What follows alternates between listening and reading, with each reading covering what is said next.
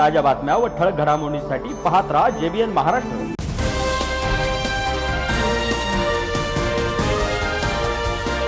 संत निवृत्तीनाथ महाराजांच्या आषाढी वारी पालखी सोहळ्यातील पहिले रिंगण नाशिकच्या सिन्नर तालुक्यातील दातली गावात अत्यंत भक्तिमय आणि उत्साहपूर्ण वातावरणात पार पडले। ज्ञानोबा तुकाराम, जय जय रामकृष्ण हरी आणि पुंडलिक वरदा हरी विठ्ठलच्या अखंड नामगजरात हजारो वारकरी आणि भाविकांनी पहिल्या रिंगण सोहळ्याचा आनंद लुटला।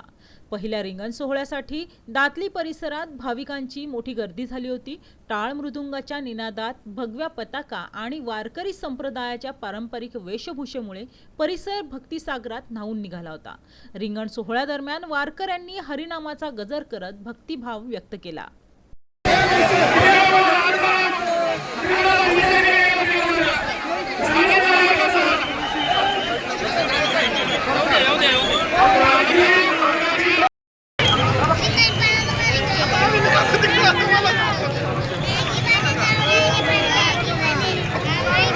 बस बस बस झेंडेकर चला बाहेरच्या वस्तूला झेंडेकरांनी झेंडेकरांच्या बाजूला वापा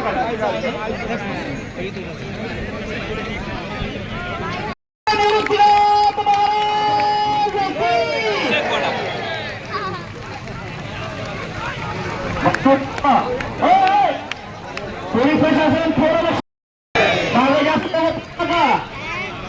पोलीस मागे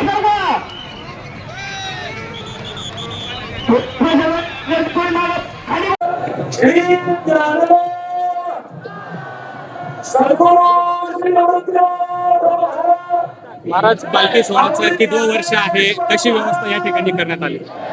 विश्वगुरु संत श्री निवृत्तीनाथ महाराज आषाढी वारी पायी पालखी सोहळा अनादी काळापासून चालत आलेला आहे। याला शेकडो वर्षांची परंपरा आहे। परंतु आषाढी वारी पायी पालखी सोहळ्यामध्ये विश्वगुरूचं रिंगण व्हावं हे 10वं रिंगण श्री क्षेत्र नाशिक या ठिकाणी सिन्नर तालुक्यामध्ये दातली गावामध्ये संपन्न होत आहे। 10वं रिंगण आहे।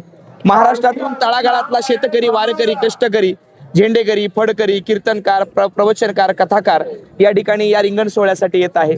अश्व प्रामुख्याने या रिंगणाचं मुख्य आकर्षण होत आहे। त्याचप्रमाणे बैलजोडीच्या माध्यमातून विश्वगुरूंच्या चांदीच्या रथामध्ये निवृत्तीनाथ दादा थोड्याच वेळात या ठिकाणी येतात। त्यानंतर पहिलं अश्वांचं रिंगण होतं, झेंडेकरी, विणेकरी, धारक महिला आणि मग वारकरी असा अभूतपूर्व हा सोहळा संपन्न होत असतो। आणि महत्वाची गोष्ट म्हणजे संत मांदियाळीतील संत श्रेष्ठ निवृत्तीनाथ महाराज हे आद्य गुरु आहेत आणि महाराष्ट्रातलं पहिलं रिंगण नाशिक जिल्ह्यातील सिन्नर तालुक्यातून दातली या ठिकाणी संपन्न होत होतं। म्हणजे संत मांदियाळीतील हे पहिलं रिंगण आहे। आपण बघताय हजारोच्या संख्येने वारकरी या ठिकाणी आहे।